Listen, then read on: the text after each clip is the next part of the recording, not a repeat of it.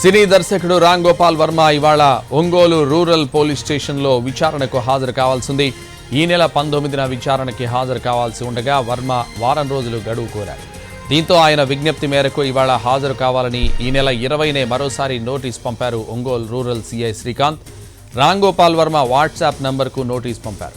ఉదయం 11 గంటల నుంచి సాయంత్రం 6 గంటల వరకు ఎప్పుడైనా హాజరు కావచ్చని తెలిపారు.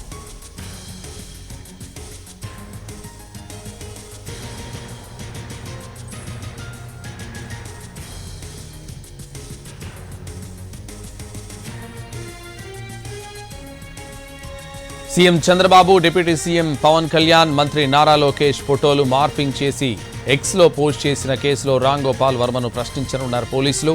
ఒంగోలు రూరల్ సర్కిల్ కార్యాలయంలో వర్మ విచారణకు పోలీసులు ఏర్పాట్లు చేశారు. వర్మ ఇవాళ విచారణకు హాజరు కాకపోతే పోలీసులు తదుపరి చర్యలకు వెళ్లే అవకాశం ఉంది. అయితే డైరెక్టర్ వర్మ ఇవాళ విచారణకు హాజరవుతారా, మరోసారి గడువు కోరతారా అనే విషయంలో ఉత్కంఠ కొనసాగుతోంది.